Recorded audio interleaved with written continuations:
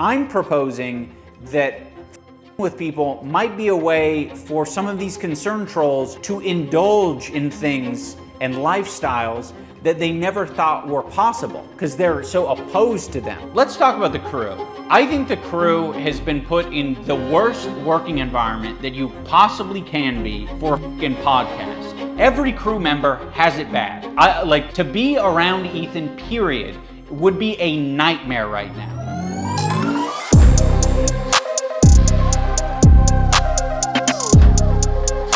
Oh boy, me, Mudahar here. Today, we have probably, if you like the EHD stuff, this is as stacked as it's gonna get. We got a new video from iDubbbz that we need to check out, which is on concern trolling and addressing new Creator Clash 3 elements that I've been dying to watch for the last 24 hours. I feel like if 1% of the stuff that I've heard so far is true, it's going to be very difficult for them to continue just to exist in an online setting without being bullied into oblivion.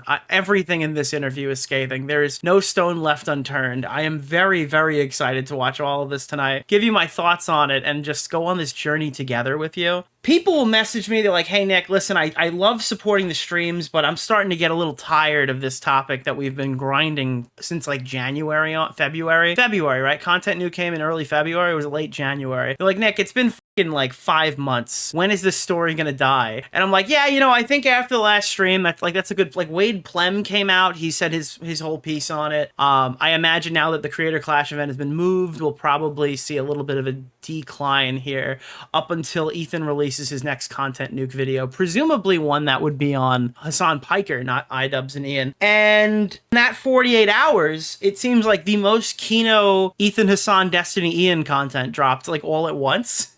And it just hasn't stopped. So I'm like, I really do apologize. I'm going to be on vacation in 2 weeks now for VidCon. That whole week's going to be other content, but this is where my head's at. This is what I want to talk about. It was just insane how long I scrolled and there wasn't a single positive comment. Did his audience turn a corner finally? They didn't turn a corner. They've stopped concern trolling him. Now apparently there's bullying him. Is that what's happening here? I'm going to be checking this out. If you guys don't know iDubbbz, he's been on a, if you've never heard of iDubbbz before, he's the famed Cheez-It salesman, okay? The famed Chex Mix taster. All of his content had like a sharp decline because he realized that like any personality showing through his content would be like a bad thing or something. Or maybe it was his personality the whole time. Maybe he faked it till he made it, then he made it and he stopped faking it. I don't necessarily know what happened. I always click on like a random video to give you like a taste of what his content is. But so many of these videos are just like, hey guys, I'm doing bad unboxing, but like I'm afraid of my audience, so I've decided to buy weird gifts on Amazon now. Look at this cool boobed mouse pad. It reminds me of my wife before she went back and got them removed again. I don't know what happened. That's a fucking crazy one. The whole unfortunate situation of Israel and Palestine. Apparently Anita Jomha has said that she was so disappointed with her boob job that she didn't like how big they made her boobs, so she went back to the doctor, complained, and had them removed or something. That's the new allegation that's come out recently. That she had her implants removed and gonna blame the doctor. Go. Thank you for the $5, my man. Thank you for hitting the goal. Let's get this thing started. There's no real reason to have an intro topic today because this whole stream is just going to be fucking nukes after nukes after nukes. Right off the bat, concern trolling dropped 1 day ago. It's got 240,000 views, which I imagine for iDubbbz is probably a 3 out of 10, with the implication being the rest of his content didn't do very well. No way, no! There's a KFC! Oh, man.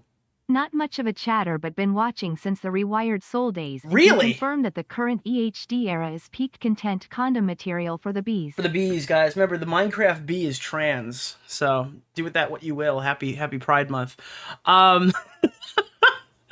So in the description, I see stand up to cancer, so they've decided to promote Creator Clash still, despite the fact that he's not in oh no, dude. We've gone up $1,000. Can you see this? It's usually $237. It's now $238. All right, let's take a look at this. iDubbbz response video to the criticism going in 23 minutes. I'm sure it'll take us over an hour to watch it. Let's go now.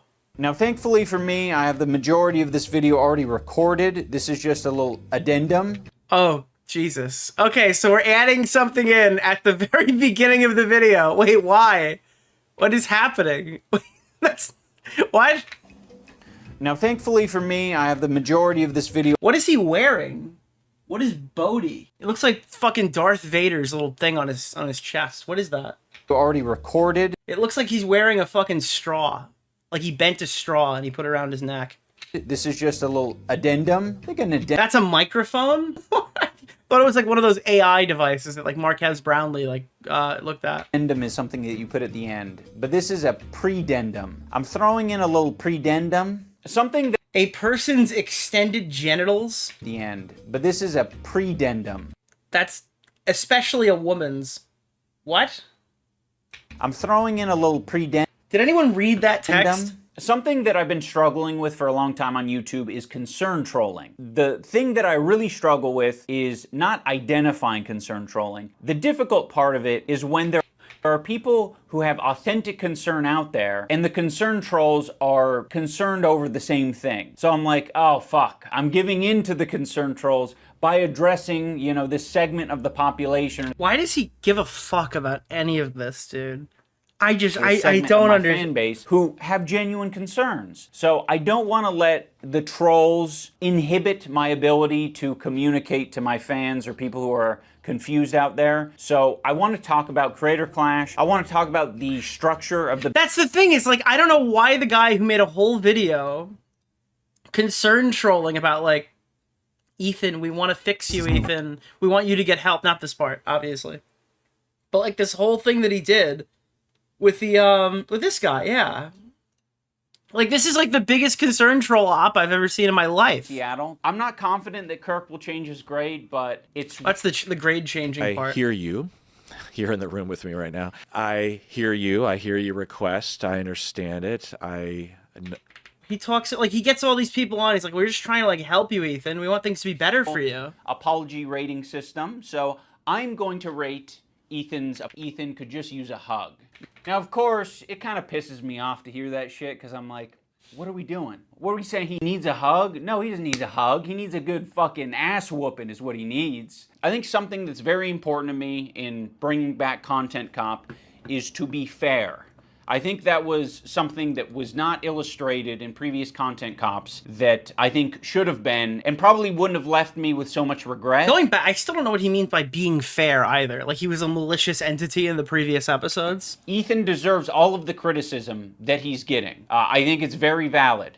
But I also think at the end of the day, we should acknowledge that he's human because he is human.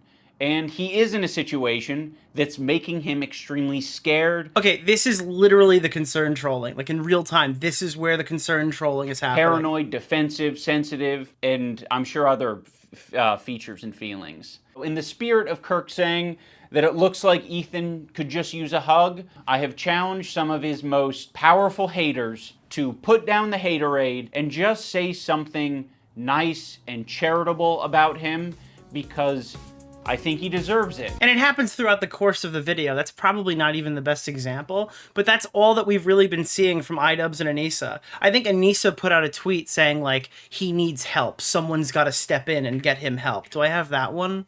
Is that findable? I don't know how much Anita's been talking. Anita Jomha. I gotta obviously go and evade the block to get it. But it was a recent tweet she'd posted, and it was like, someone's got to contact somebody to help them. I really like you. Why? Let me see this.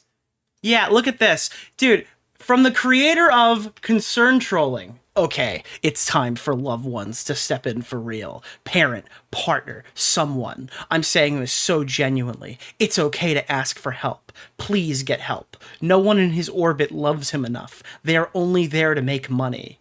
Dude.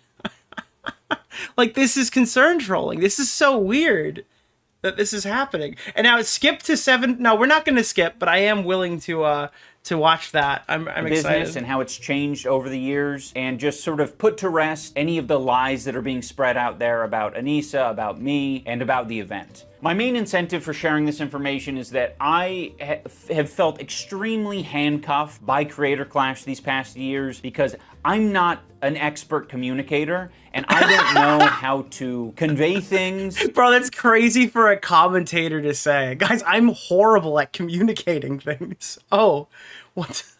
That's, wow, awesome, dude. That's great. You should host a charity boxing event where you are in charge of communicating with the fighters. Not an expert communicator, and I don't know how to... Didn't Harley say that was his only job, was to communicate with the fighters and make sure that like morale was up going into Creator Clash 3? Like that was what he relegated himself to doing, was like fighter relations moving forward. Convey things, not over communicate, not do all these things that potentially put the event at risk and put other people at risk. And that's kind of like, this guy professionally communicates. That's all he does. Like he's like a professional communicator. why I wanted to step away from this event. It feels like it's inhibiting my ability, like the business side of things, like inhibits my ability to communicate openly and effectively, especially when there's so many people counting on me to, you know, do that well. So it's a lot of pressure, and now that Anita and I have stepped away from it, I want to just clear the air because I don't feel that same pressure that I did when I was part of the event. If you look into charity events, they come in so many different shapes and sizes, and there is really no format that is completely obvious for creator boxing plus charity. For the first creator class— What? No, there's one format, all right? A percentage of the tickets go to charity. Then you could add, like, no, that's a pretty fucking simple format. What are you talking about? What are you fucking talking about? What? There's a KFC in Yemen! Watch Kel, I started to spread the watch disease. Got my dad a Tiso PRX for Father's Day. Ooh, nice. Wait, what is he talking about? Completely obvious for creator boxing plus charity. For the first creator clash, we had the business model of after everyone has been paid for, you know, the expenses of the event, all profits go to charity. That was the business model, and it was successful. Thankfully, it worked out the first year. Now, some people will be critical of one of the costs being parties for Creator Clash 2. Wait, hold on. So he puts a timestamp in to jump to 7:55 if you want to talk about, oh, for no Creator Clash talk. I'm completely fucking shot. All right. So this is all here in the beginning on purpose. So wait. Year. Now, some people will be critical of— I'm critical of the bonuses too, not just the parties, but okay. One of the costs being parties for Creator Clash 2 and actually Creator Clash 1, because that's where we got the idea from. It was very successful for Creator Clash 1, or the event was successful. We don't know if the party worked to encourage people to promote the event, but that was the idea. Wait, if the party is— hold on. For Creator Clash 2 and actually Creator Clash— be critical of one of the costs being parties for Creator Clash 2 and actually Creator Clash 1, because that's where we got the idea from. It was very successful for Creator Clash 1, or the event was successful. We don't know if the party worked to encourage people to promote the event, but that was the idea. You get a bunch of creators to show up to a fucking hotel the night— How would a party after Creator Clash help promote Creator Clash? Because Creator Clash 2 had parties after the event. Why not put, like, some money into having promotion before the event? The GOAT. Thank you for the $5, my man. Creator Clash 1 was an event where most people found out, like, the 2 days before or the day of the people were boxing. If you go back in time and you fucking watch the historical fucking rollout of the Creator Clash announcements and stuff, the promotion there was awful. I don't want to hear any arguments that, like, we needed to promote the event by having parties because then people might show up, I guess. When you don't do any other promotion throughout the course of the entire event and bring on fighters who can't sustain an audience enough to actually promote it effectively. Like, this is a huge problem, and you having a party is not getting you out of all of the criticism for the promotion being terrible. Night before their— this just doesn't seem like it makes sense. Fight, and they're going to post about it on social media. And I literally think there are more people who have found out on my streams that there are boxing events that are happening than, like, strictly from the Creator Clash Twitter or YouTube channel. Night before their fight, and they're going to post about it on social media, and the internet will be abuzz. And the event was successful, so we thought that that strategy of having, you know, a little hubbub, a little hullabaloo before the event and after the event was a good idea. So we ran with that strategy again, hoping that creators will post about it and be excited about it and buzz will be generated, but it didn't happen. Or maybe it did happen, but it just didn't sell tickets. I would cross that off my list as a learning. Wait, hold on. Why would it sell tickets if all of these are happening on the same weekend? Like, for this to make sense, it has to be, I saw that there were parties during the first Creator Clash that I probably wouldn't be able to attend. Therefore, I'm going to buy a ticket for the second Creator Clash because they're having a party for influencers. What is the argument here? I am completely lost. About it and be excited about it and buzz will be generated, but it didn't happen. Or maybe it did happen, but it just didn't sell tickets. I would cross that off my list as a learning experience. Wait, what do you mean a learning experience? Well, if you do this strategy, you either gotta force people to post about it or you have to fucking, I don't know, not do it. You gotta make sure that people are slapping each other during the weigh-in. That's probably what I'd change it to, because it's cheaper, you know? It's a lot cheaper if people slap each other during the weigh-in. Wait, why is he brushing this off? Because they were acting holier than thou, saying like, oh, we don't have drama at our events. We're the wholesome, we care about boxing community. Yeah, you have to do a little bit of promotion. I just wasn't about that. What participation can... Hey, listen, Heather Wood in chat, specifically just reading off a random chatter name, all right? If you see that they had a party after Creator Clash 1, would you think, holy shit, I gotta go to fucking Florida so they can not invite me to the gala the next time? How does that help engagement with the audience? How does that help sell tickets? Is DarkVibe a virgin? No, I am not. Guys, the people who come to your gala aren't selling tickets for your event. Hey Nick, just popping in to say hi. Also, the Cameron 305 guy recently made a content deputy on iDubbbz. Yeah, I'm probably not watching that. Also, is it just me or is Ian and Anita the type of people you would be uncomfortable to be around? Probably. Nicholas, thank you. The goat. I was like, I don't want this fake drama shit. Man. For the second Creator Yeah, I don't want fake drama shit. So instead, I'm gonna brought to you by the guy who hates fake drama: the Israel-Palestine conflict, desert war, and charity boxing. Like, give me a break, dude.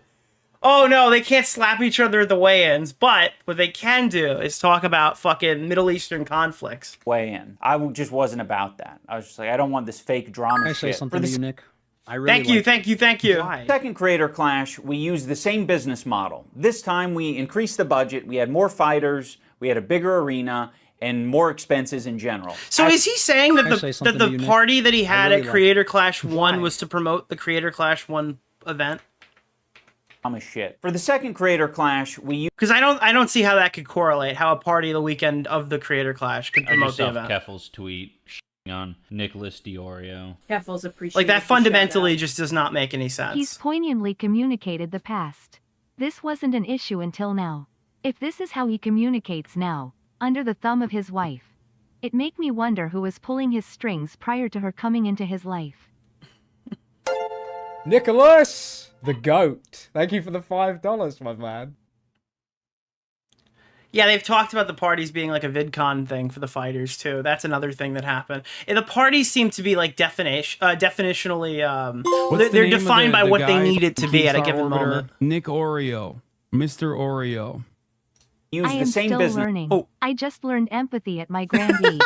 Next, I will learn how to count to 10 in my ABCS. Yeah, maybe by 40 he'll learn to stop shitting in his diaper. About that. I was just like, I don't want this fake drama shit. For the second Creator Clash, we used the same business model. This time we increased the budget, we had more fighters, we had a bigger arena, and more expenses in general. As a result of that, there were a lot more costs, and our ticket sales did not make up those costs. It seemed very obvious that this was not the way to run the charity boxing event. Wait, is he gonna leave out? The goat. Thank you for the $5. Hold on, there was a second gala for Creator Clash, right? There was a second gala. I don't think there was 2 in Creator Clash 1, right? So they added an additional gala. Is he going to mention that that was another added expense, was a whole night of partying for the boys? We told our business partners, we are not going to do this event again unless it can be promised to us that there was a way to guarantee money for charity. And the business model that was presented to us was what we're enacting, or what we did enact this year with The Creative business, Class 3. guys, we failed at charity, so we've decided executively, along with our business partners, to give up. No more charity. We're gonna do a GoFundMe link. We're gonna attach that shit out of our hands, out of sight, and we could run our for-profit boxing match for our parties and clout sex and fucking clout orgy sessions that happen at fucking Tampa Bay, Florida. What's And the that name of the guy? Keemstar Orbiter. Nick Oreo. Mr. Oreo. Is the for-profit side of the business is unincorporated. Yeah, literally. Wait, that's actually the funniest thing. It's influencers will pay. It's like, no, the audience will pay. You're begging them for money. Incorporated with the charity aspect. So the charity partner is its own fundraiser that we sort of like push people to, you know, before. Yeah, that's not a charity aspect. Saying, hey, you guys ought to, you know, give money or something, maybe, please, is not an aspect to an event. That's entirely separate. Or during and after the event. I think where some of the confusion is that many people don't understand how charity events operate, because to be honest, they're all very different. And with something like a charity boxing event, there's a lot of money that you have to front to put it on in the first place. And if you have an investor, you're able to do that. That investor is going to want money, they're going to want profit, but that at least gives you the initial funds to put on the event. There are other charity initiatives and events that allow people to spend money for a ticket and immediately get a product. And I can't, dude. I can't take this fucking seriously. I'm legitimately like dying right now. I need to put this to Creator Clash 2. You need to hear the words that come out of his mouth, but pair it with like the actual event, okay? Hold on. I gotta make a video in real time right now. I used to be a YouTuber, you know. I used to be a YouTuber. I'm not a YouTuber anymore, but I used to be a YouTuber. Here, let me just put this together for you. And we're gonna mute this one. Then we're gonna do... Here, okay, this one. Yep, that's what we need. That, a little bit of that, a little bit of this. I'm cooking something up, guys. Don't worry, it's coming. All right, so I'm gonna put this on the screen. I'm gonna full screen this. I'm gonna play this. Then I'm gonna let Ian talk. All to put on the event. There are other problems that many people don't understand how charity events operate, because to be honest, they're all very different. And with something like a charity boxing event, there's a lot of money that you have to front That's better. to put it on in the first place. And if you have an investor, you're able to do that. That investor is going to want money, they're going to want profit, but I feel like this articulates my point pretty well. To put on the event. There are other charity initiatives and events that allow people to spend money for a ticket and immediately get a product, and also their money goes to charity. Those are usually big fucking conglomerates, giant companies that can afford that cost. Bro, you're doing work with fucking Activision. What are you talking about? You're working with fucking Activision and Fansly. They're bankrolling your fucking event. What are you talking about? Where's all the money? Where did it go? How did you spend it all? That's before the ticket sales. Oh, God. Usually big fucking conglomerates, giant companies that can afford that cost because they're selling you other things. Some people have an idea of charity events as being like a strictly altruistic thing where every... Oh, that's a sentence. Whoa, dude. Dude, if you fucking zipped out for a second, you just got whiplash on that one. You know, there are some stupid fucking people who think charity is just like an altruistic thing, you know? Some of them forget that it's like a pretty sizable tax write-off for us. An idea of charity events as being like a shit. Strictly altruistic thing. Anybody have that misconception? That can afford that cost. Nicholas, the goat. Thank you for the Dude, it's $5, crazy to hear man. the It's for Charity crew start whining and crying, being like, well, some of you guys think that we only do this out of the kindness of our hearts. Even though that's the way they acted, right? Like, they literally put themselves on a pedestal and fucking pulled that card every chance. Oh, it's delicious to watch him fucking cry. Why would so many people be Googling that? We can be bees. Ian True. and Anita can be miserable for 30 years. Dude, this is good news. When they get pushed, it's for charity. It's for charity. You're hating on a charity, Jayla Ray. You're hating on a charity. All the money's going to charity. Bro, I posted this the other day. I actually fucking actually am dying, dude. This is like a fucking... This makes it feel like a fucking scam. That's what it feels like. Look at Jayla Ray, dude. People are not giving Jayla Ray enough fucking hate. I'll bring it up right here. Look, Jayla Ray is the one who tweeted, "Good morning. I think it's weird to prey on a charity event's downfall." This tweet's actually, funny enough, not from 2023. This was tweeted fucking 2 weeks ago about this event. It's about Creator Clash 3. She fought in Creator Clash 2. She watched them not send money to charity. She watched the fucking content nuke come out. By the way, of course, you want to hear some concern trolling. What? No better than Jayla Ray. Hi, all right. If you watched that iDubbbz content cop on H3 yesterday, and you can't comprehend that that was a friend mourning someone that they used to know. Bro, are you somebody that they used to know, dude? Holy shit! This is actually, dude. This is literally concern trolling. I think you're pretty much fucked at this point. And as someone who's on the edge of the alt-right pipeline in I just saw 2017, Keffel's I'm tweet. really proud of iDubbbz. I hate her. feel I very actually proud. hate her. I think it's totally reasonable, by the way. But here's the actual the main thing. The main course meal. Now, this is Jayla Ray talking after Creator Clash 3 is fucking failing, right? After Creator Clash 2 failed. What did it sound like in between? When she was promoting the event? When she wanted people to come buy tickets to the event? What did she say? It's Jayla Ray. I love the Beatles, and I also love boxing. For those of you that don't know, I'm going to be boxing in Creator Clash 3 in Tampa, Florida this June 28th. Okay, fine so far. What else? I'm very excited. You can grab your tickets now. In-person tickets are on sale, and pay-per-view tickets are on sale as well. You can go grab pay-per-view tickets. Fine. No problems. Now, all proceeds from this event are going to Stand Up to Cancer. So go ahead and stand up to cancer with me and punch it in its ugly ass face. What do you mean? Also, let's check out That's Jayla not Ray. true! I love the Beatles, and I also love boxing. For those of you that All don't know, proceeds. They're just boxing in lying. Creator Clash. They're literally just fucking Have you watched lying. Grimm yet? No, I have not. They're all lying. They're just fucking straight up lying. So this is like, dude, it's like, you know, some people out there might have this weird misconception. Nicholas, the goat. Thank you for the $5, my man. Some people might have this weird misconception that charity is an altruistic thing. Yeah, I do. My source is you. It's you, your friends, the people promoting your event, the people fighting in your event. My source is you. What's the name of the guy? Keemstar Orbiter. Nick Oreo. Mr. Oreo. Giving money for Anisa's of should be considered charity. You're giving money directly to the retard dead after all. They're selling you other things. Some people have an idea of charity events as being like a strictly altruistic... Where are people getting numbers from, bro? Not a dime. Not a dime of the money of the tickets is guaranteed to go to charity. It's actually more likely that it wasn't going to charity. So no, not all of the proceeds, more like none of the proceeds, more like, please, please fans, bail me out and fucking donate to this separate page that has nothing to do with the fight. That's the charity money. Thing where everyone is just sacrificing their time and energy and money for the charity. To put on a boxing event costs a lot of money, and maybe even Jayla Ray was confused. Somebody had made a crack behind the scenes saying like, yeah, this whole thing is literally charity. Why are we still associating with Mr. Content Cop who hasn't been relevant in 4 years? And that would be at least funny, right? Maybe she just misunderstood what they were saying. Maybe it went right through her fucking empty head.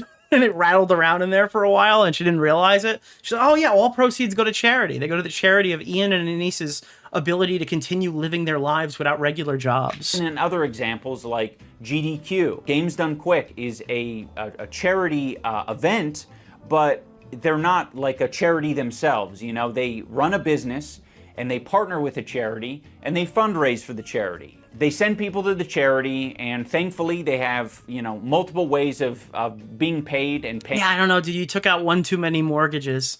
One too many intellectual mortgages from this event to come here and lecture me on what a charity is. The people who are running the show. That might be through payment from the charity. What's the name of the guy? Keemstar Orbiter. Nick Oreo. Mr. Oreo. Guys, they act like they're better than you. They act like they're better than you because they do charity. But then people find out that the charity is a bit shadier than they thought. And now all of a sudden, guys, it's a business, it's a job. You guys haven't gone to college yet. You don't know what it's like. You don't know what business is like. You couldn't build this event. Why are you criticizing us? That might be through their own Twitch stream or merchandise. I just know that for a charity boxing event in the form of Creator Clash, there aren't too many ways to recoup your money other than ticket sales. Nicholas, and that was the obviously goat. the biggest challenge of the previous two events. When it does well, awesome. But when it doesn't, it's a huge problem. I'm sorry, bro. I saw a lot of Fansly logos, and I saw a 10-minute Crash Bandicoot fight in the middle of Creator Clash 2. Okay? Maybe those costs would be a little bit cheaper if you didn't hire Amaranth to be the fucking ring girl. Okay?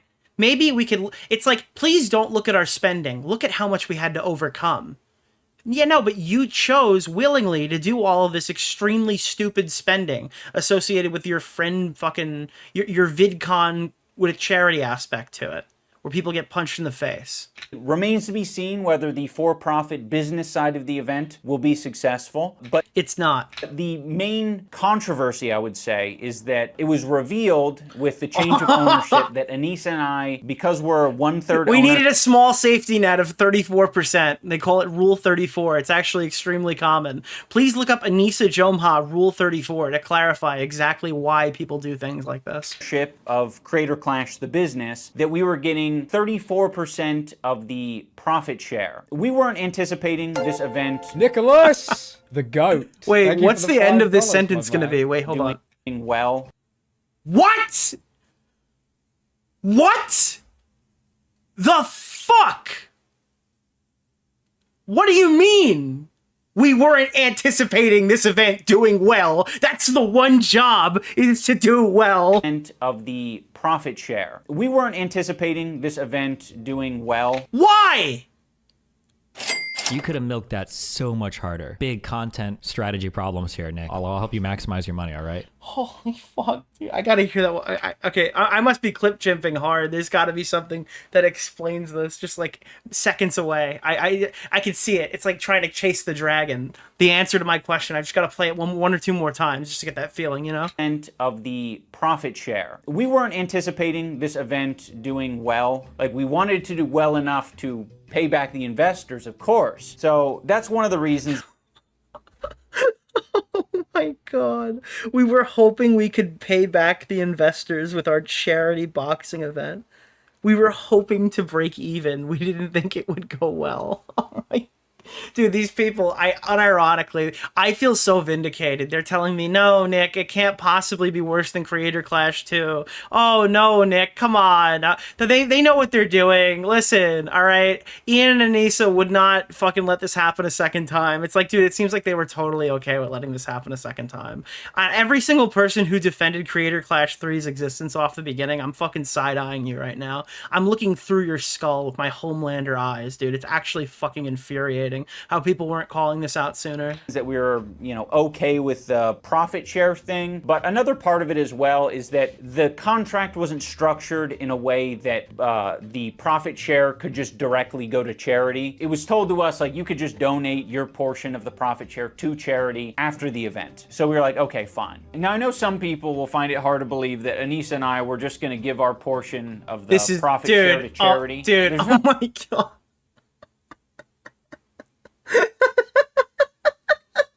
Guys, we were having this directly paid to us, but I assure you, it would have eventually made it to charity. This is why when people do GoFundMes to pay bills and taxes and shit or whatever, they don't say just send it to me on PayPal, because everyone knows, like, that's extremely fucking shady. Do it through GoFundMe, do it through a place that has checks and balances. So in this, he's literally just fist palming the money that's supposed to go to charity through the event, and then they're just going to donate it all away. They're just going to give it away after that. And I assume there's tax implications to this too. I assume that's not a purely altruistic thing. Like, I guarantee they're benefiting if they give $1 million to charity, right? If they give $1 million to charity, they're benefiting from that. If that hit their bank account, right? Or am I fucking crazy here? Nothing I could really say to, I think, convince them otherwise. It was up to our discretion at the end of the day, and if you don't believe us, I can't say anything that'll... I don't believe you, but if you were, holy shit, dude. I feel like I would have wrote that down somewhere or something, just on the off chance that this became public knowledge in the future. Yeah, I don't know. That's a trust me, bro. I wasn't going to take 34% of the charity money, even though we were very, very clear about none of the money going to charity this time around. It'll change your mind. I guess my only appeal is that you know what, that actually, maybe this is true, because then it would give Anita an opportunity to say, I'm going to donate $600,000 to charity. And by the way, I'm not saying iDubbbz because, well, I mean, I guess we all know, right? Anita would be like, I personally am donating $600,000 of my own money to charity just to get us over the line to like a big goal or whatever. I guarantee, like, even if they did do this the way they're saying, they at no point would have said, hey, this was just the Creator Clash revenue that we were paid out from our share. It would be like it would be in a way that would give all the glory back to them. Year one, we made a bunch of money for charity, and I just got the fighters' pay like everyone else. In year two of the event, we definitely got nothing. So yeah, having said all of this, yeah, but wait, oh, dude, but why did you get nothing in Creator Clash 2? It's not out of lack of trying. I think this is so cowardly every time he brings it up. Also, if he was planning on donating that, why didn't he put that in his initial statement? This is like an addendum to the stupid thing that he posted on Reddit. Like, in his initial response, he just does not address the 34% at all. In year two of the event, we definitely got nothing. So yeah, having said all of this, I know that there's probably a lot of you out there who honestly don't care, and you're just like, you want to see boxing, or you just want to see... No, I want blood, and I think everyone here cares. I think the Creator Clash thing is more relevant than the boxing thing. And by Creator Clash thing, I mean the drama. I don't think that there's a huge... group of people who are like, holy fuck, dude, just give us the influencer fights. I think that they want to know about the splits. Regular videos. I get that. For my soul, I needed to communicate it. So yeah. No, you needed to communicate it because you're getting berated with shit online. Justifiably so, because you got caught being a tremendous snake. That's a big relief for me. I mean, I'm very happy that, you know, this... Are you feeling your best? Are you living your best life right now? Your money is being raised for charity, and I'm glad to know that it's already more successful than year two. Mission accomplished. Oh no, dude, this is my personal 111.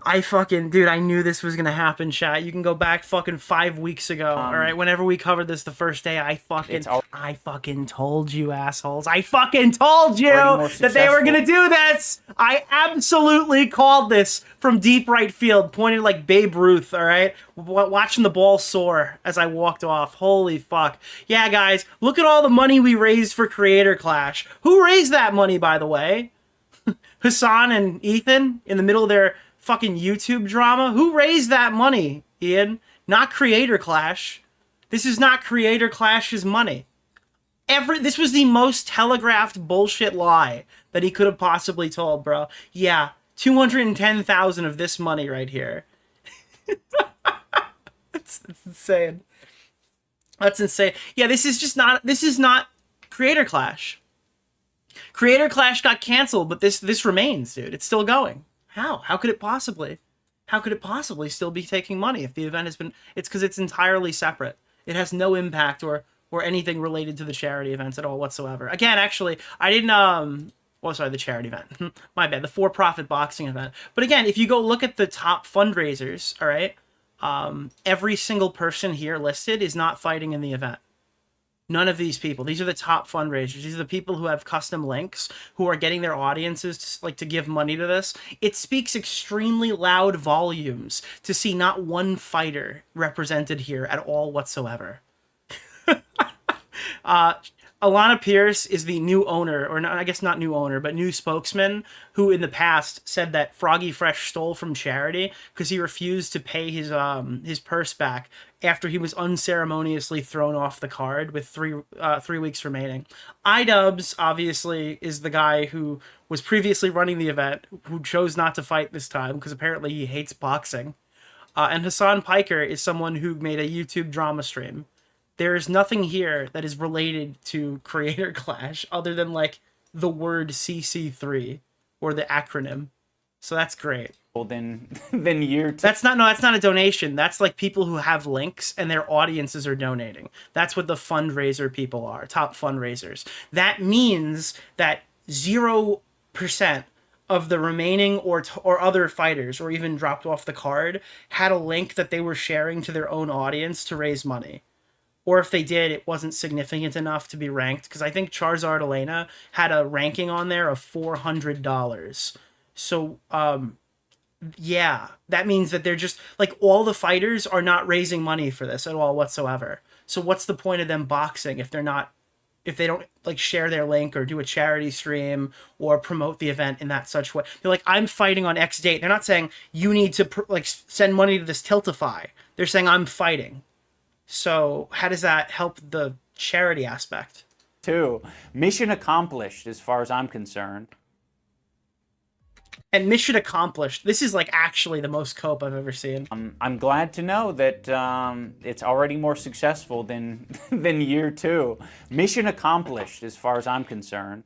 By the way, again, to be more successful than Creator Clash 2, you could be Nick DeOrio, somebody who literally donated $34 because it was the price of admission to Harley's charity. I donated more than Creator Clash 2 to Pirate the Fight. I watched it in like some fucking Discord server for free, and then I sent a ticket, like I sent $35 to Harley's charity, I think, and $35 to Froggy's charity. So I bought 2 tickets, quote unquote, by donating direct, and that was more than Creator Clash 2. Successful than year 2. Mission accomplished as far as I'm concerned. I responded to his personal attack with a joke, and then... And someone else just pointed this out to me. Even if you're calculating how much Creator Clash raised, I guess it's like 238 to charity is better than 0 to charity, but their event technically was negative 250,000. So they haven't raised enough charity to pay off what would have been the debt for all the parties and shit they did last time. That's even funnier. I responded to his personal attack with a joke, and then he hit me with a concern troll. From the right, there's a lot of concern trolling around small businesses. This is the most boring kind of concern troll. What the fuck happened to iDubbbz, dude? Why is Bosch in this video? Dude, come on, bro. This is too easy. Why is Bosch in this video? Get Snoop Dogg and Tupac the concern troll. Concern trolling. You need to address this issue, man, because you are offending the... Wait, so what this was a fucking 15-minute video talking about concern trolling, and then he's like, hey guys, in the last couple of days, they all found out that I was going to pocket 34% of my charity event, so I guess I got to address this. I'm just realizing what happened here. It's like this is an entirely separate video now that we're about to watch. He's just like, yeah, I guess a bunch of assholes told me I had to talk about this, so I guess I will. The trans community... Thank you for hitting the goal, by the way. You guys have earned another goal. Shut up. That is such poor concern trolling. Lindsey Graham did a lot of concern trolling about this. His concern trolling is empirically wrong. Oh, dude, this is like the hardest concern. Holy shit, dude. Epsteiny is in here, dude. Epsteiny, iDubbbz Epsteiny supporter. Trolling I've ever heard in my entire life, dude. You don't answer to the concern trolls. Concern trolling about homeless people. This guy's an example of a concern troll. Concern trolling about fairness. How much has Dan Saltman paid you, iDubbbz? How much did you fucking sell out for? They sit on the sidelines and they concern troll. It's basically concern trolling. There's a lot of people do concern troll. Concern trolling. As concern trolling. Concern troll. All right, it's going on a little long, buddy. A little long. This video is not long enough to justify this extended intro. Holy shit. Look at this chunk, dude. Look at this huge chunk. This is like, we're going on fucking 2 minutes of this. Concern troll. Concern trolling. Concern trolling. Concern trolling. Why is Tipster not in this video, dude? Quintessential concern troll. That was some expert concern trolling. Yes.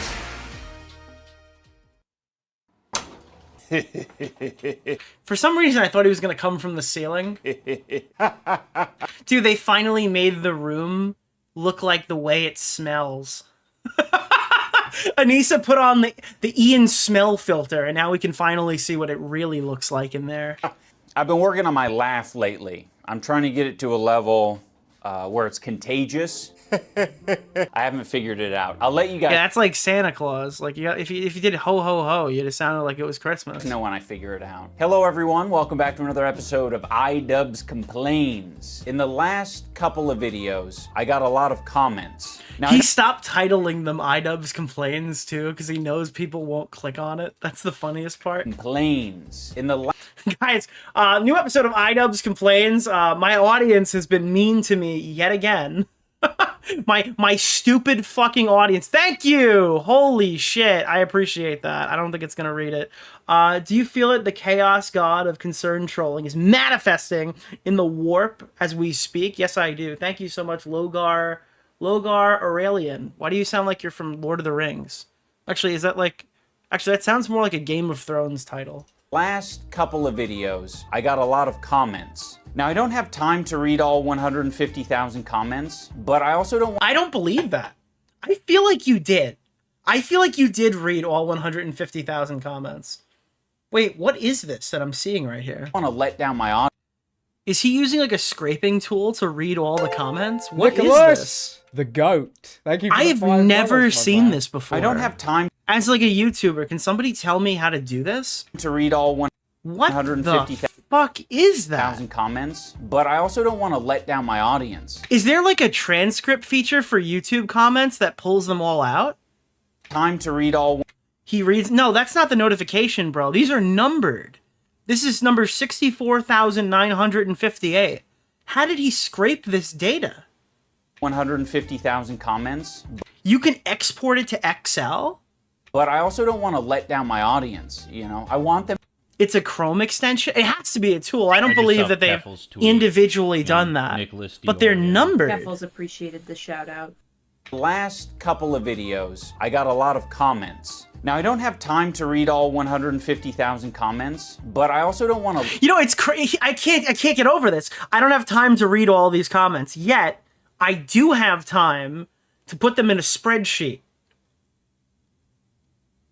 This has to be like a Chrome extension I've never seen before, but I guess to the naked eye, somebody who's not really sure what's going on, this looks psychotic. Let down my audience, you know? I want them to know that I hear you. Comment exporter for YouTube. I've got to look at that. That would be very useful. I hear your concerns, and I'm listening. I've put all 150,000 I mean, that's comments into the AI, and I told it to condense it down into a singular comment that is Nicholas represented. DeOrio's latest video.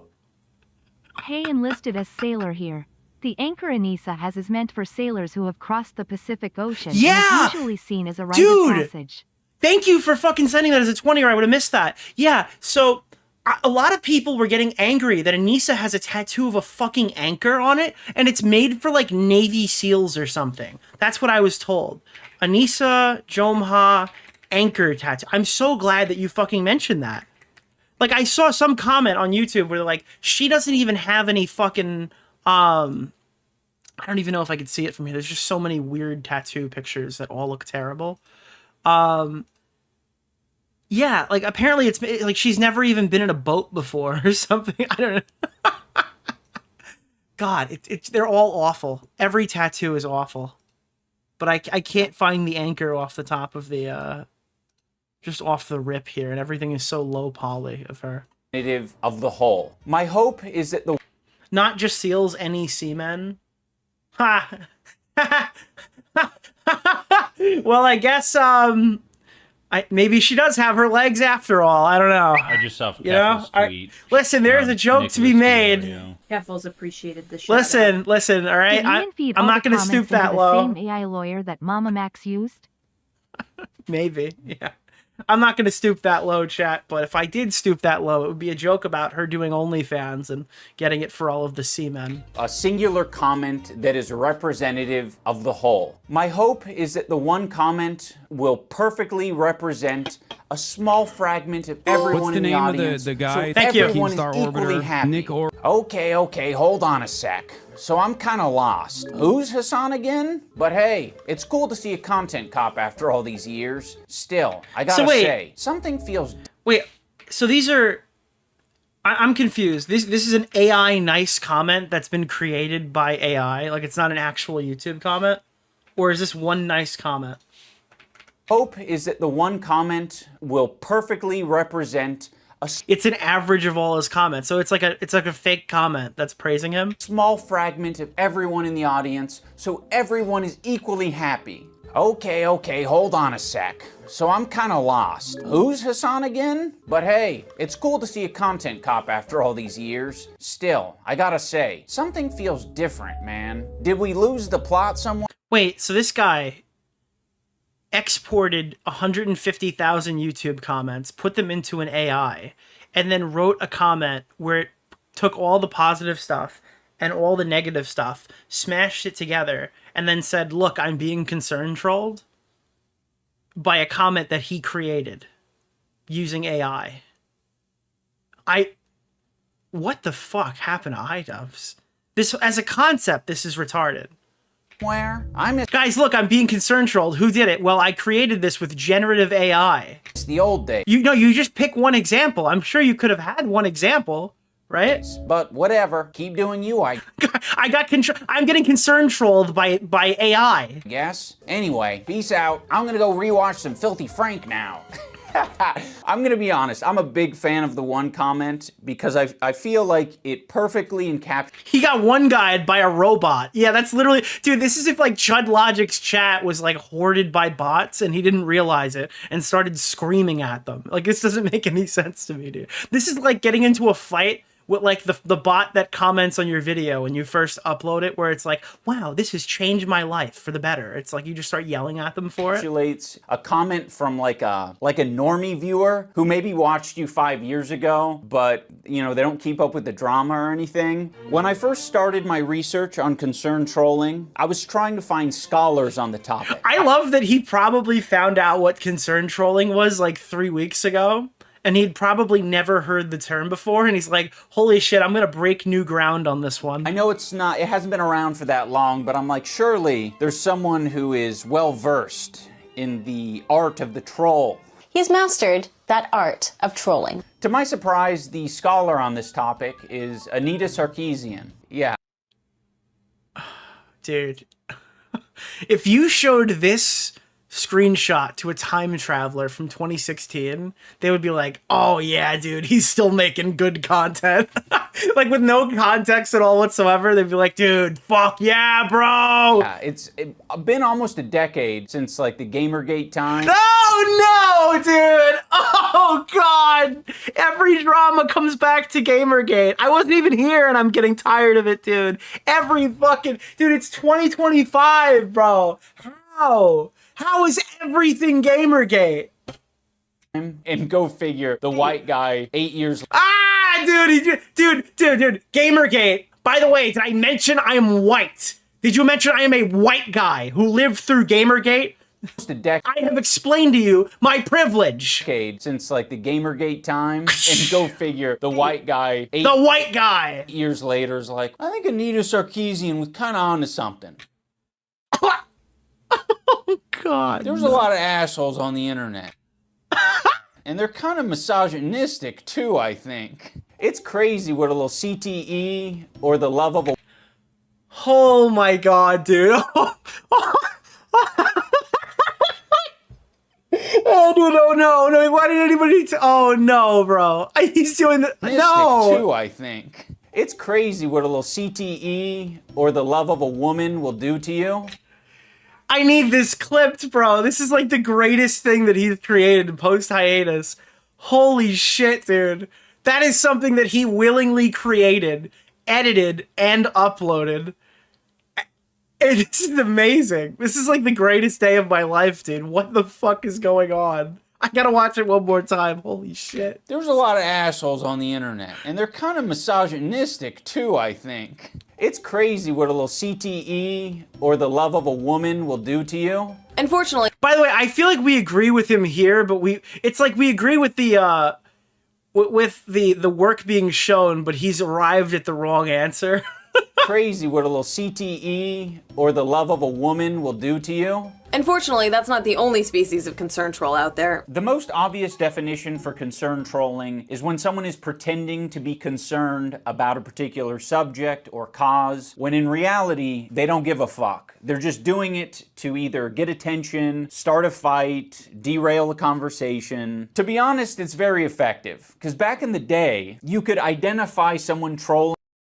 What is this? Back in the day, here's a screenshot that says 1 year ago. That was probably taken like 11 years ago. Look at the square profile pic. Look at the, well, it's got up and down vote, so we're not looking at favoriting comments, right? Was that in the YouTube comment section? What is this even from? Pretty easily. Tobuscus profile picture, yeah. And you can kind of scroll past it. They'd have Dude, angry orange profile a name pic. like shit is fuckus, and they would say fake and gay. Oh god.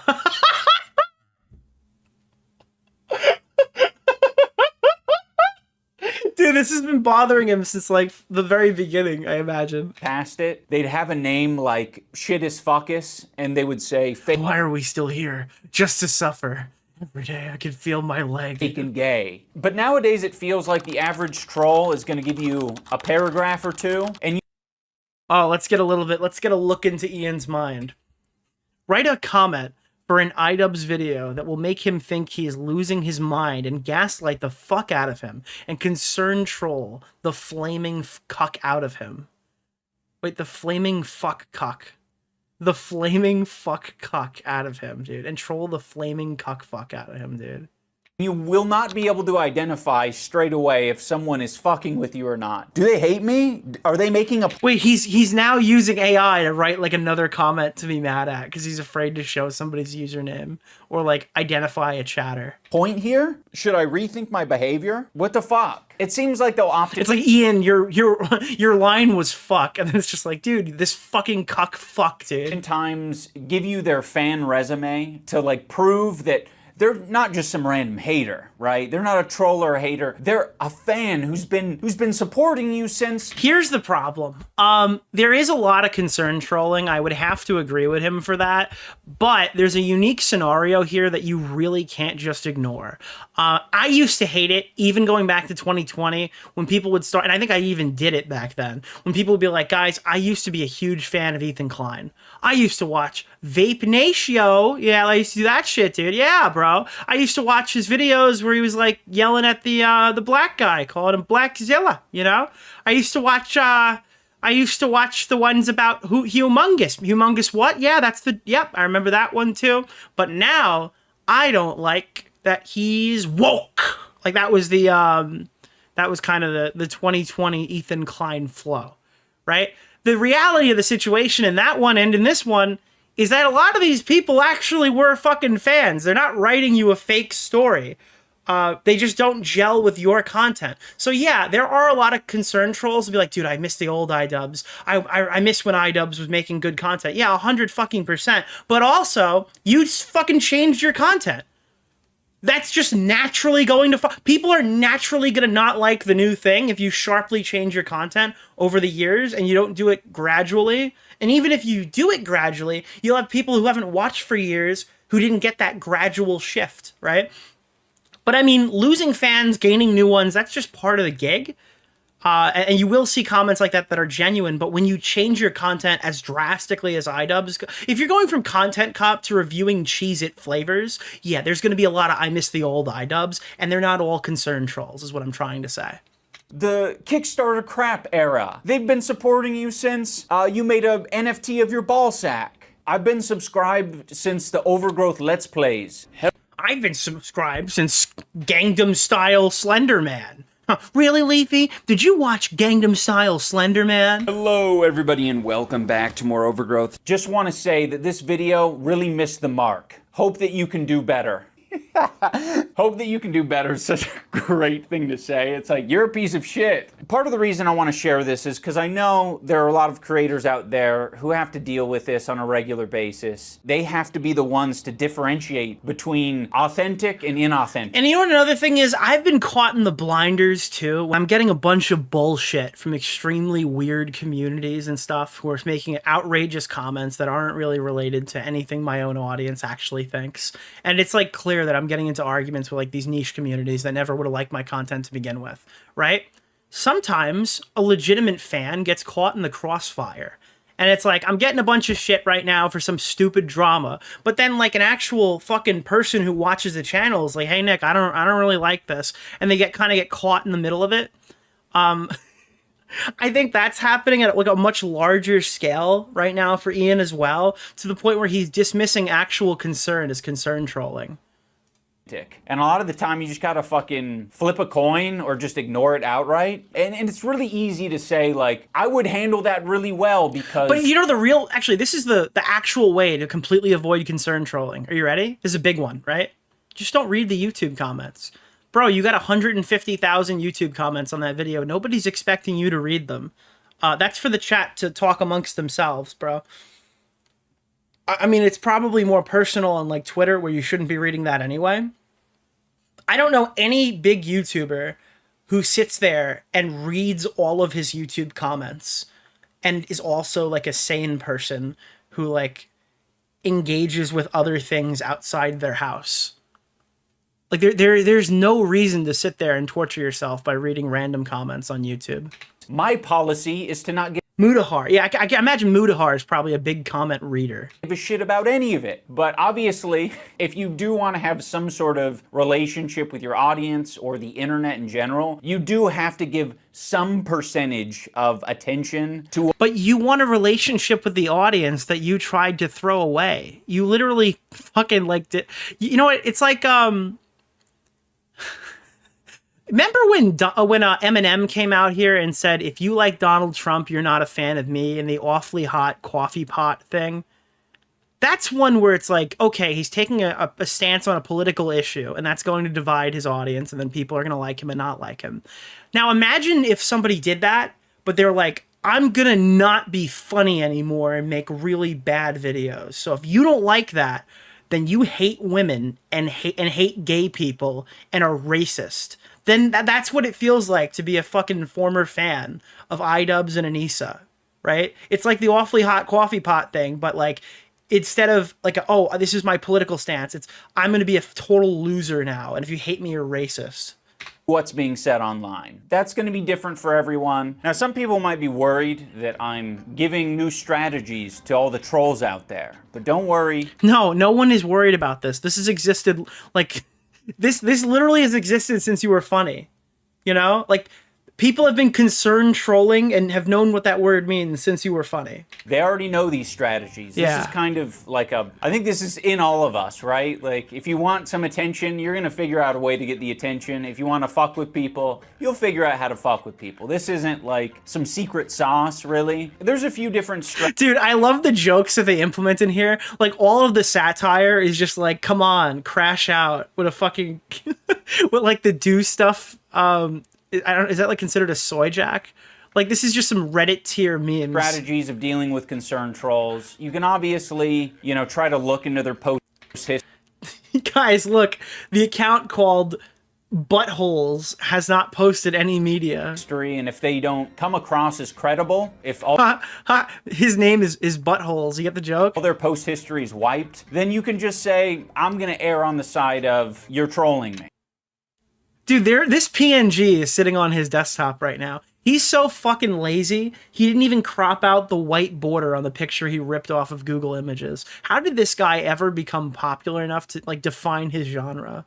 When I listen to Tim Pool, he has like a little bit of a theory on, you know, the left versus right and who is doing more concern trolling. The right has their concern trolls, but it's rare. It rarely happens. On the left, it's endless because people like Patton Oswalt don't care about... Tim Pool will be like, my hair is thinning, but that rarely happens. I've got a full head of hair down here. About principle. Now, I don't fully buy into what Tim Pool is selling here. You can kind of look at the political spectrum as like a spectrum of concern, and people on the left seem to be generally more concerned than people on the right. You can say that people on the right are mostly concerned about themselves. Dude, I'm gonna need you to show some work on this one. I don't necessarily know if I buy this. I think maybe the only way Tim Pool's argument is correct would be if like all the lefties are safe, edgy, concern trolling, and all the right wingers are calling you the N-word. Then I would kind of understand it. That might, because the right wingers are unchained. They can say what they really mean, and they just start calling you racial slurs or something. Then yeah, I could believe that there might be less concern trolling on the right because they just fucking go off, dude. Be like a fair assessment. Yeah, I'm gonna need a source on this. Yeah. Over here, where Tim Pool's at, all you got to do to concern troll him is take one step to the left. That's it. I think concern trolling is in the eye of the beholder. With this example, you have Tim Pool thinking that Patton Oswalt is being concerned. Bro, you know what's gonna happen? I'm gonna give the idea out there because I'm not gonna be the one to make it. You can use AI and replace like some of the text here or some of the dialogue here to be like, this is an example of concern trolling, and then you could make Ian watch his own content cop video and read his wife's tweets or something while he's explaining and defining what it is. I think that'll probably be out within like the next week or so. Somebody will take the time to make an edit of that. That's it. I think concern trolling is in the eye of the beholder. Like this part right here, this is gonna be a meme. With this example, you have Tim Pool thinking that Patton Oswalt is being concerned. And it'll be really good because he takes himself off the screen for a little while, so you can do a lot with AI here because you don't have to make his mouth move. Controlled by his audience or a portion, maybe like a small segment of people. This is what happens when you fall for this stuff. Patton Oswalt falls for it. He is a weak man. But Patton Oswalt doesn't feel that way. You know, he sees it as authentic concern, which is why he addresses it in this Instagram post. By the way, the concern is basically just people are uncomfortable with his... Wait, did Anita write back on IG too? I think she said something on IG as well. Association with Dave Chappelle, because Dave Chappelle did some transphobic or said some transphobic shit. But Tim Pool has such a fucking low emotional IQ that he doesn't realize it... Why are we talking about Tim Pool? Because Ian has kind of transitioned into a bread tuber. I don't know if you might not have caught this arc because it wasn't very popular. But he actually did videos on, where is this? Well, I guess it was popular, almost 1 million views now. He did a video on abortion. He did Content Cop Abortion, where he was doing like the my body, my choice, my body, your choice thing. Fucking, wait, no. What is the Nick Fuentes line that got him like fucking attacked? Actually, it's actually your body, my choice. Is that what he said? Yeah, that was the Nick Fuentes one. And then 100% women. I never actually watched this one totally, but I imagine this is about the trans boxing thing. Yeah, holy shit, dude. So yeah, I mean, he's been on this. That's the thing is, prior to this Content Cop, he's been like, he's got a hankering for Hassan Piker's audience even before this. And now this is just a video to like appease those people. Like, I'm criticizing Tim Pool. Yeah. It isn't a big deal to listen to what other people are saying. Trans boxing? It was a trans boxer, right? Wasn't that the main thing, is that a trans person was boxing and it was a big deal? And like, adjust your behavior. It's all up to our own fucking discretion, right? Like, if you aren't to the point, Tim, where, you know, you don't want to apologize for fucking anything, which, by the way, it seems like that's a theme on your podcast, is basically saying, like, I'm not a problem. Bro, I'm sorry. When is your wife going to apologize for having the idea to go call Tana Mojo the fucking N-word at the convention? That she loves to take all the credit for being like the brains behind Content Cop to stay relevant, but she always leaves that part out. When is she going to go on the Black Woman's podcast to be told how she's destroyed the youth or something and made everybody more racist by releasing these arguments that are bad? Right? When is she going to go on that podcast? When are you guys going to actually take accountability for your fucking failed charity event and not push it off on everybody else or make excuses? Wait, it seems like that's a theme on your podcast, is basically saying, like, I'm not a problem. But acting like that's his whole thing, let's use another one of these words, concern trolling. How about gaslighting?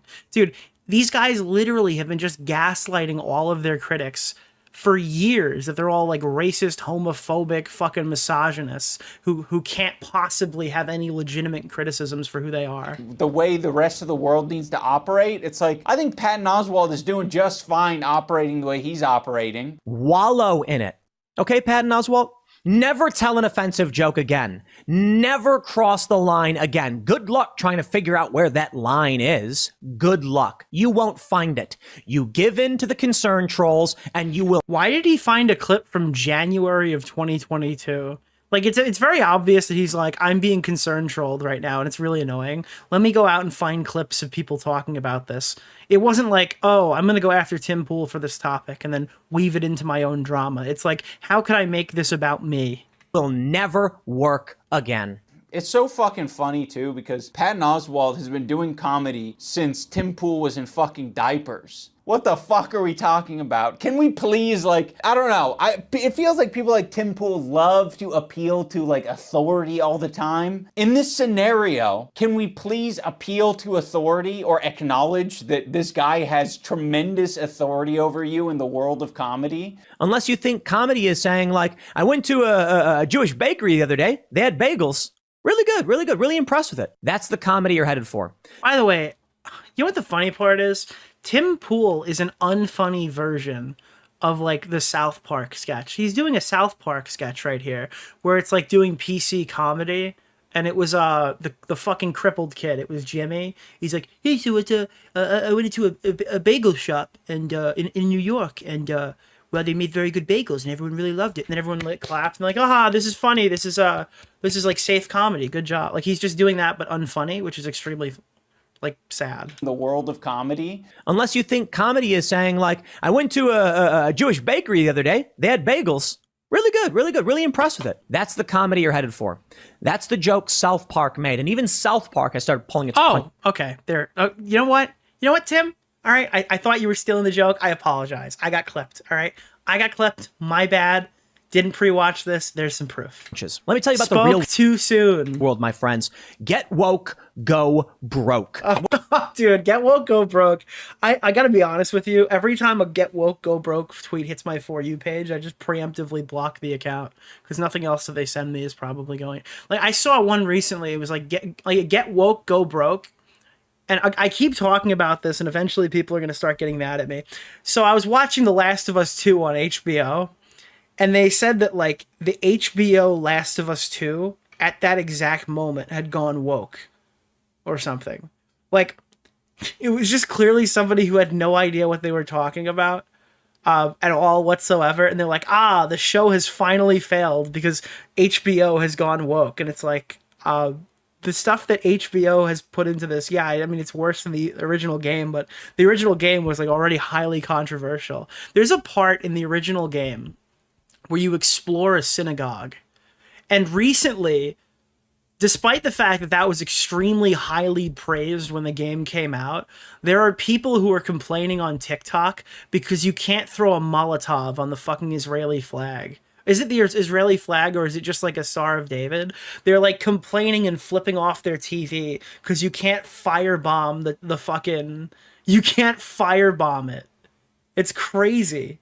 It's a Star of David? Yeah, you can't firebomb the Star of David, so that's become a point of contention. One of the reasons that I'm bringing this up is because after the content cop, I noticed a huge influx of concern trolls. They're trying to impact things in the real world. They're trying to, make people crash out, as I was kind of indicating in my video. But I will say, one of the concern trolls was super fucking obvious to me.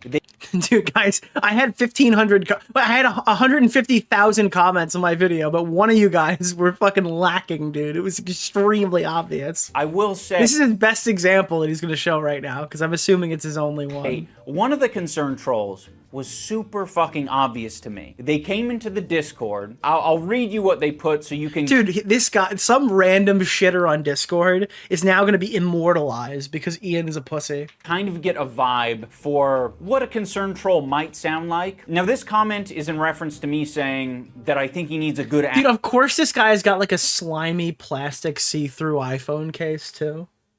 Ass whooping. Dude, you just know that shit's starting to yellow Why do all the stinkiest people have clear cases on their phones? Sound like? Now this comment is in reference to fucking murky iPhone case, yeah. me saying that I think he needs a good ass whooping. What are we saying? He needs a hug? No, he doesn't need a hug. He needs a good fucking ass whooping is what he needs. He definitely wrote good old fashioned ass whooping, and then he fucking ad-libbed it wrong and was like, I'm not gonna re-record it. Saying he needs a hug? No, he doesn't need a hug. He needs a good fucking ass whooping is what he needs. They say, just being for real, this line in the video was pretty strange. Red flag number 1, at work. Emoji alert! Emoji alert! Stop what you're doing! Emoji alert! It's a call for physical assault. At best, it's very toxic masculinity-esque. It just comes across as parody, right? This was literally no one's concern ever. He needs a good fucking ass whooping is what he needs. You know that, like, they sent skulls to his house, right? I mean, I don't think that anyone's gonna watch this video and be like, yeah, I agree with you. They should beat him to death in the streets or something. I don't think that would happen. But, like, I mean, this is a very high-strung situation that you've jumped into here, right? Either way, it doesn't seem to align with Ian's mentality towards being more progressive and against harassment. You see what I mean? It's trying to like insert like a little seed of doubt. Whoa, you might have been irresponsible here. You might need to take accountability. Well, yeah, because your whole thing is like, we were just trying to like give like Ethan a wake-up call. Also, he deserves to have his ass kicked, dude. Yeah, you contradict your own message in the video. For what you've put out on the internet. Never mind the point that you were making in the video. I think you need to repent for your call to violence. Oh no. You know what's funny is this probably is a concern troll. I would yield that. But what is fucking hilarious is that he is going to have to deal with this forever. Because like these are the people that purity test, right? It's going to come from like the non-concern troll people eventually, and he's going to be like delusional about it when it does happen because he is going to get checked for every take that he gives.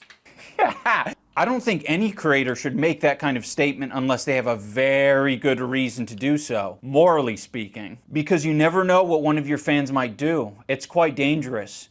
I mean, to someone who hasn't been through the ringer of concern trolling, I'm sure this could, like... It's like, I want to sit here and say that, like, oh god, this is annoying. But, like, what do you think Anita's response would be if Ethan went on his IG story and said someone ought to kick her ass? Like, what do you think Anita would say if fucking Ethan said, like, Anita, if fucking Ethan goes out and he goes, iDubbbz really needs his ass kicked. Or something on his IG story in the middle of a fucking critical message or something. Or he ends it off like that as a footnote to whatever else he's saying, just shitting on Ian. Upset or confused. Yeah, she'd be crying. It would be a Twitter episode. It'd be a meltdown. It'd be a call for fucking deplatforming. Yeah, 100%. Use someone, but this is just fucking drivel. I honest to God just think his vid and the whole intention would have been better without that in it. I don't see why he said that. Ugh. Of course, this is a new user to our Discord, so no post history. So we gotta get creative. You reverse search the username and you find that they have a Twitter. Their Twitter. Wait, I'm sorry. Wasn't this like something that you said Ethan should never fucking do?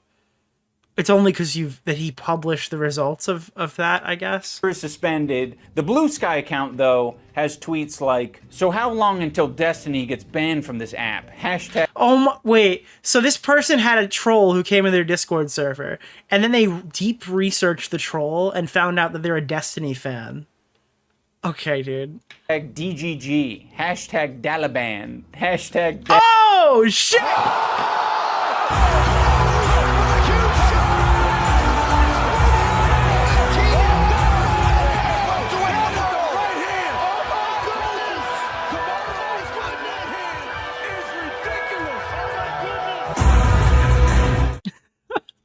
Destiny. Tankies are already terrified of arriving Dalaban forces, following back all liberals, hashtag DGG. Now the reason that these posts are relevant is because Destiny is quite famous for saying very unhinged, offensive shit, and he doesn't really seem to care that much about it. Don't pretend like you care about mental health or any of that cringe shit. Just be based. Tell people to kill themselves. Make fun of people who are on SSRIs. Make fun of people who have depression or anxiety or GD. Just do that. Just embrace. Dude, listen, I don't want to say anything positive about Destiny. But Oh god, this is like, dude, why even Ian makes Destiny look good when he puts Destiny in his videos. I'm sorry, that's awesome. Race the I can't say the words on stream anymore. All the slurs and everything you used to, just do that. Go full in on it. Now I'm gonna go out. Guys, I just want to remind everybody, this is a bad take, and he's a bad man for saying it. Just to be clear, guys.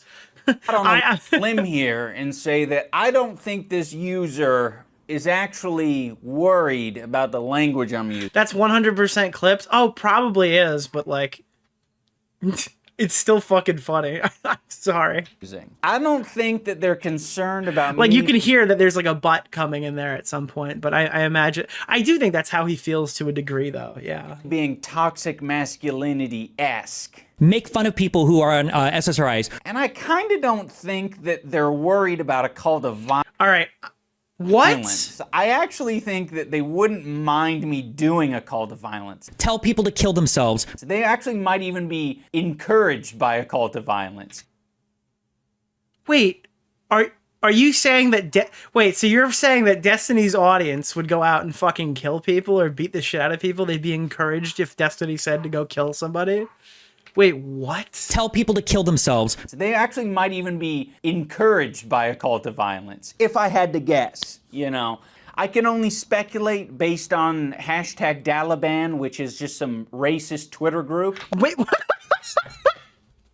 Oh no, dude. This is literally just a pander to Hassan. This is like post-content cop, like, please like me, please like me, please like me, Hassan Piker. Please like me. I need you to like me, Hassan. Dude, it's racist because it's like the Taliban, but it's about Destiny. That's what's racist. Yeah, 100%, dude. Good. Ultimately, concern trolling is just saying something in bad faith. It's very similar to tone policing or sea lioning. But I didn't really want to talk about those because those feel different to me for some reason. I mean, if you want to go piss off the Taliban, just mention fucking Pixie. They all have a fucking temper tantrum, show their asses, and look pathetic. Specifically sea lioning. That shit isn't even intuitive. You know, I've looked it up, I think 3 times now, and I still don't fucking... I mean, I get it. I just can't recall it easily. So in my mind, that means it's stupid. It's not working. I can't bust it out in the middle of a heated argument and say, you're sea lioning me. See, it's because you grew whiskers in the middle of this debate. That means you're sea lioning me. You started flapping your arms and going, oh, oh, oh. Therefore, you're sea lioning. I mean, there you go. It feels like 2 people getting into a shouting match is more an accurate descriptor of sea lioning than whatever the fuck it is. God. We've created a new debate term. I think the least... So you're doing an appeal to a sea lion right now? Problematic part of being a concern troll is them taking a moderate position, potentially. Because at that point, you're just being a party pooper. It's an old one? Well, you know what? Okay. Dude, this guy just... Every time you pause the video, you see like a worse clip art. Or like a... Dude, party pooper. Good. Dude, Anissa's like, yes! This is what we need to get back on top, honey! Let's go! A killjoy. A buzzkill. Like, we're familiar with these types of people. They're just constantly reeling people in because they're worried that they're using, like, too crazy a rhetoric or they're getting a little too excited, right? And I think we all could use people in our lives to, like, reel us in a bit. The aspect of concern trolling... Like my therapist! Go to my therapist for 15% off your newest order. What bothers me the most is the role-playing aspect. There isn't really a lot of incentive to not be anonymous online. There are some people out there who've made the unconscious choice to be like, my online profile is just an extension of who I am in the real world. And then there are all the people who consciously decide to stay anonymous. Now, for some of these people, it's just like, I want to be safe and I really don't want to take that plunge. Fair enough. But then there are the people who are like, not only am I not going to be myself, I'm going to be someone else. You know, I'm going to be someone else so that I can... Dude, who is this shittest fuckus guy and why is he so fucking... fuck with this community of people. Now, every time I see these characters... Is this the second time that shittest fuckus has come up in conversation? The image that pops in my mind is not like, oh, like you're a clever, smart guy who has infiltrated the opposing faction. Dude, every time you see Death Note show up in any YouTube drama, it's always going to be one of the funnier videos you're seeing. Anytime that they pull up... Is that the Light Yagami guy? Is that Light Yagami from Death Note? Well, what you guys don't actually know is that Destiny fans turn their phone into the Death Note. That's what's happening here. Action. You're like the spy in Team Fortress 2. It's like, no, that is a fantasy. What you actually are is you're like Steven Crowder in a wig at a women's only event, thinking that they're making some kind of grand point. Hi, I'm Stephanie with all the frequencies of the feminism, and That's Steven Crowder. I think that's Steven Crowder. I'm not transvestigating here, but I think that's Steven Crowder. And point. Hi, I'm Stephanie with all the frequencies of the feminism, and I am here. If that's not Steven Crowder, I'm gonna look like such an asshole, but I think that's Steven Crowder. At the Women's March in Austin. We quickly found out that nobody questions, criticizes. Okay, it is Steven Crowder. Okay, listen, I could not get that wrong on Pride Month. I don't think I would have been able to stay on the site. Nor run security background checks on trans. Oh, fuck, dude. I am fucking... Holy shit, dude. I just dodged a bullet like Neo in the Matrix. I don't know why I said that without figuring it out. Hands up our pussies! The reason someone like Steven Crowder gets into this... Imagine if that was just a fucking trans person. And I just fucking was like, Steven Crowder, there you are! And everyone's like, Nick, that's not Steven Crowder. Position is not because of his cunning. It's because people are like, oh, you're a fucking weirdo freak. I'm staying, 20 feet away from you at all times.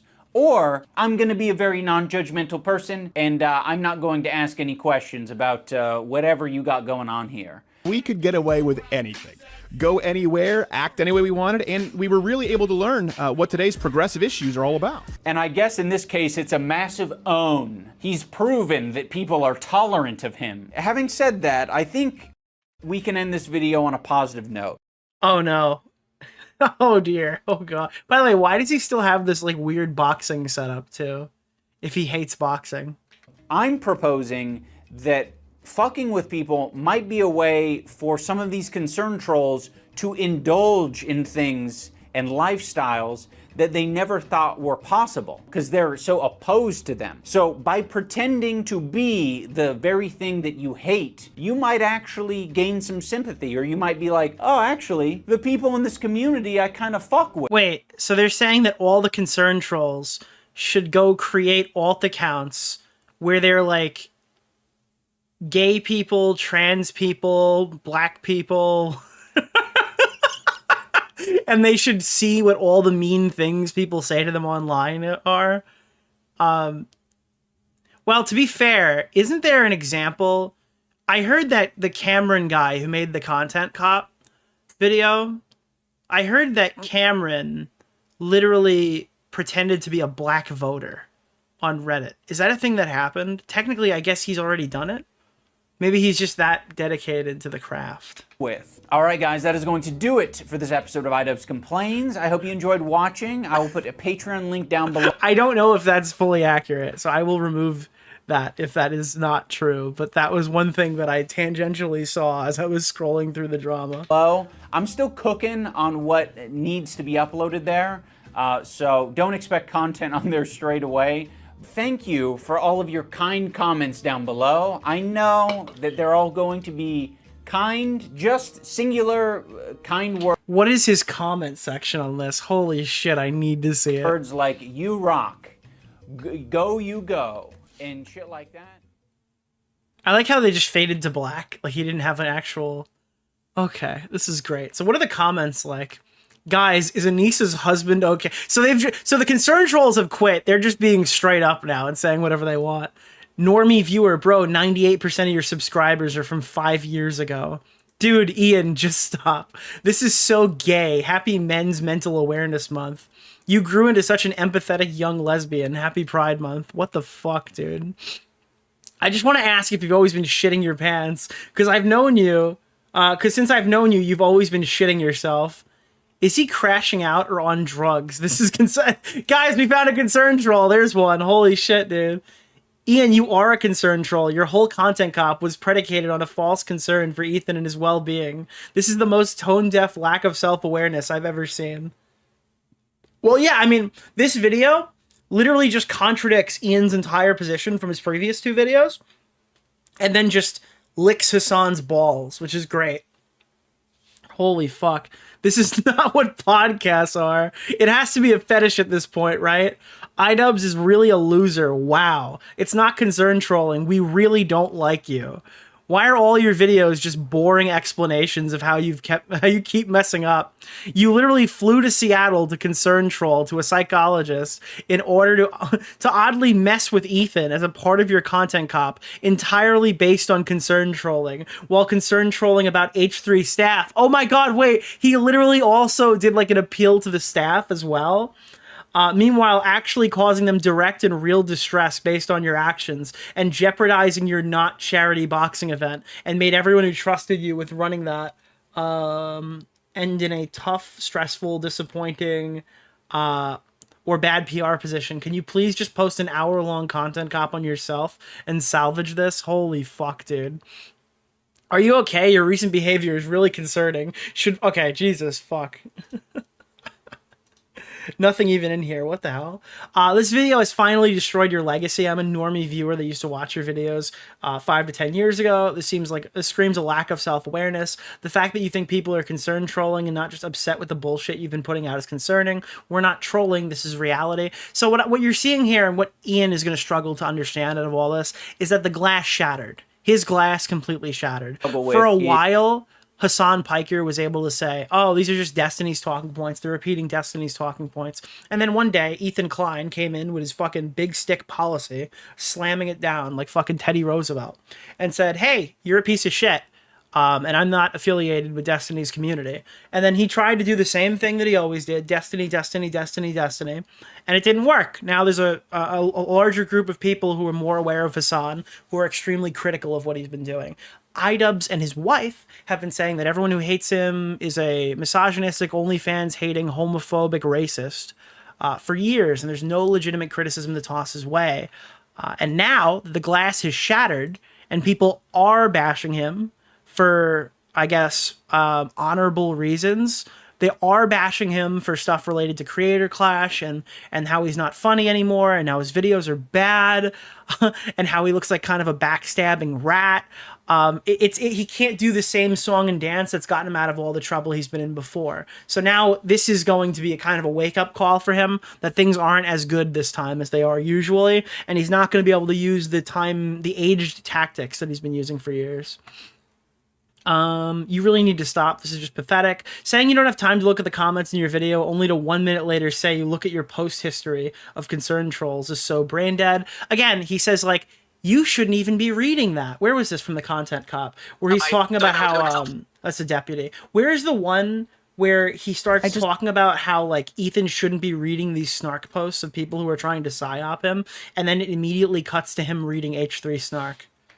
That one is fucking hilarious, dude. Discovers that iDubbbz's former editor says this horrendous shit about him and Hila. But no one's asking the question, where does Ethan get this information from? You see, it would be very obviously a problem if Ethan was discovering this content by scrolling through Twitter looking for something to upset himself with. Keep in mind, Ian literally scrolls his YouTube comments and looks for something to upset himself with. That's what we've gotten out of this last video. Is that not only that, he puts it into a Excel spreadsheet to then AI data train a fucking response out of the amalgamation of YouTube comments. He has maybe set it up in such a way where his employees feel the need to send him this information. And so now now the employees are getting roped into this as well. That would be horrible. They shouldn't be doing that. They should be sending you things that are entertaining for your show that don't fucking trigger the hell out of you. Oh, you're getting so triggered, man.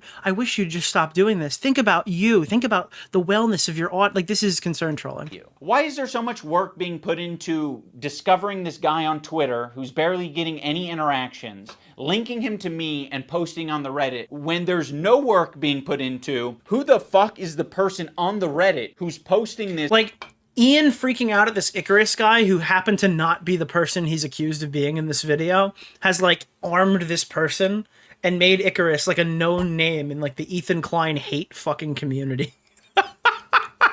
Like, legitimately, this Icarus guy took this and ran with it. He probably wouldn't even be involved with this, but, like, Ian singles him out here for some reason, accuses him of being the one from the DGG Dalaban Twitter group, and then lies about him for no reason. In the first place. In like a total Hassanian form. He just makes up a backstory for this guy and just like assigns it to him at birth. If you do a little bit of research, it seems like it's an account whose intent... If you do a little research, it seems like I've read H3 Snark and I've found out that he's a Destiny fan. That's where this post comes from. Guy, Ethan, stop looking up mean things about you online and using Reddit when people are trying to psyop you. Anyway, so I went to H3 Snark and I found out that... They're like, I've seen this account before. Oh, this account God. has scraped its so history, funny, dude. and it's now trying to make Ethan burn bridges. This is within Ethan's own community. Like, this is the thing that he needs to be critical of. It's not me. So yes, I am willing to admit that my former editor was being very nasty, uncharitable. Yeah, like, what did he say about the employees, too? Like, you were the worst. Like, this is the worst podcast to work for. Podcast.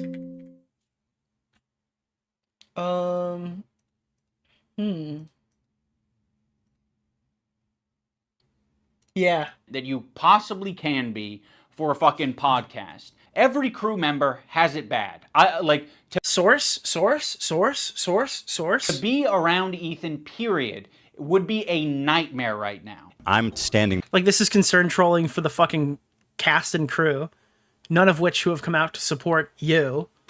By every fucking syllable of that, okay? What she did was abhorrent. And by the way... Just don't. Listen, your critique of her is correct. Oh no, they've had a disagreement on their show. This is worse than, like, the job that me and my wife have never had. It's just, you know, people are sensitive about women being called that word. And so... Like, how pathetic are you?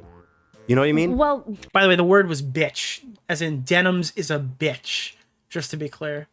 Holy fuck. So I had a couple more things here. Ethan responded to it today. We're going to look at other stuff from Ethan's stream. We're not going to watch this. But Ethan reacts to the ironic nature of iDubbbz's latest video about concern trolling. Also, and then there's like Cameron 305. I don't care about that stuff. About to do.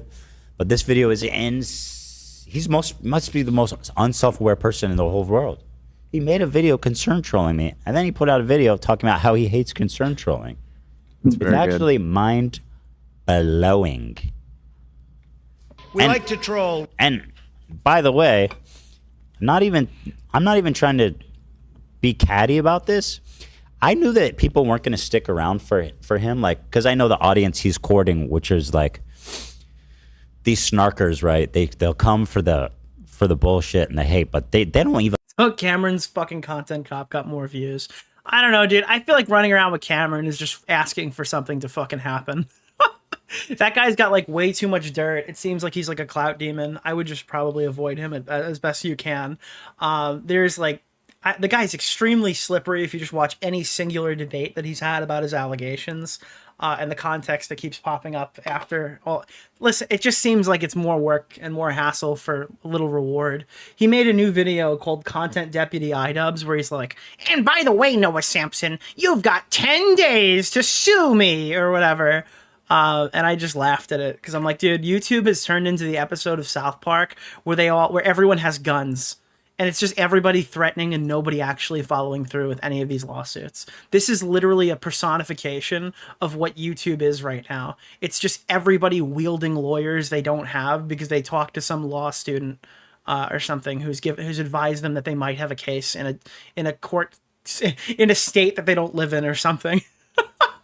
I'm saying, dude, everybody, it's like, I will be suing you. Actually, I will be suing you. Actually, you've got a case. Why don't you sue this guy? I've announced that we will be pursuing legal action against this guy. It's like, how many lawsuits have gotten filed on YouTube outside of like the fucking years long defamation case from Carl and Billy Mitchell? That's like the only thing that's got actual court documents associated. I'll believe it when I see it. I think that this whole, like, people were saying that we're in a law state right now for YouTube drama and everybody's jumping to sue people. I'd argue that we're in like a Cold War where everybody is just fucking flexing lawsuit stuff, but nobody actually has nukes.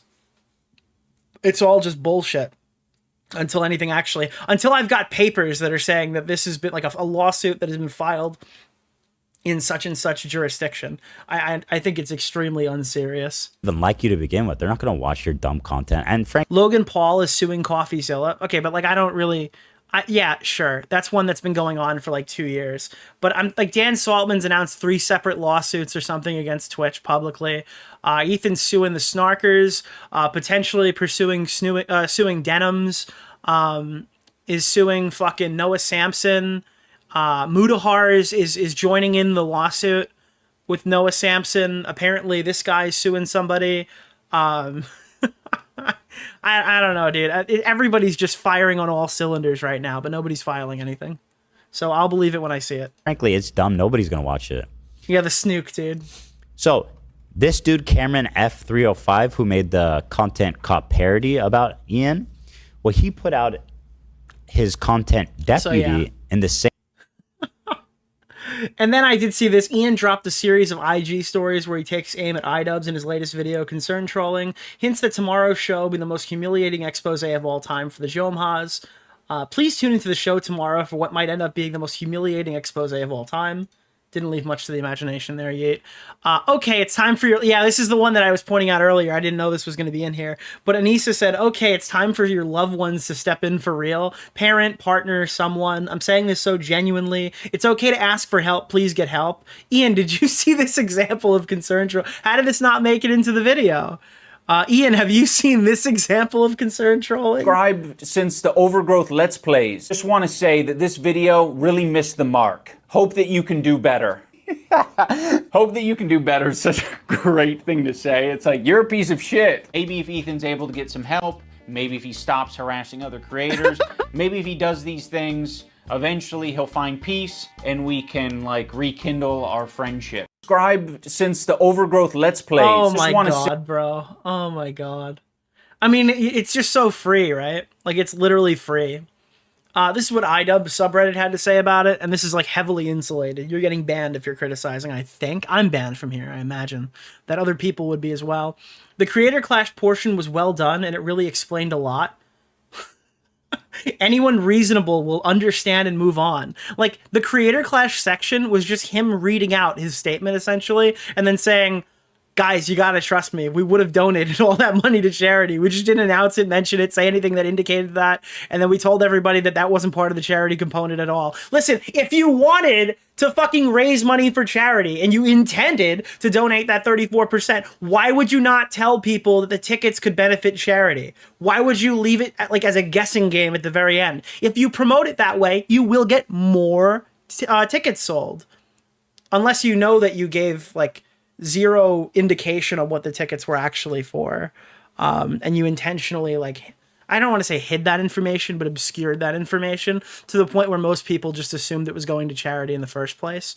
Could you imagine that you thought it was going to charity and then Ian's like, well, we could pocket this money, but I think it would be better for charity. Do you think anyone would pat them on the back for that?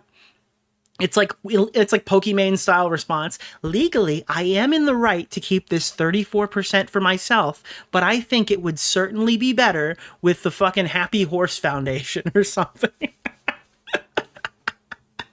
I thought the whole video was good. I wish they had been split into two.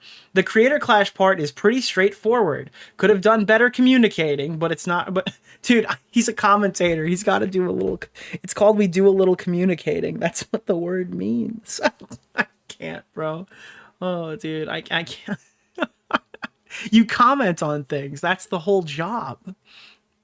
Oh man, the 33% of our ownership share not being able to be given to charity leaves the question of why the fighters get 20% total. From my understanding, they aren't just owners for being fighters, or is there something else I'm missing? I'm asking because I don't know. I'm willing to attribute it to lack of communication, but I wish they would have explained the change in format long ago.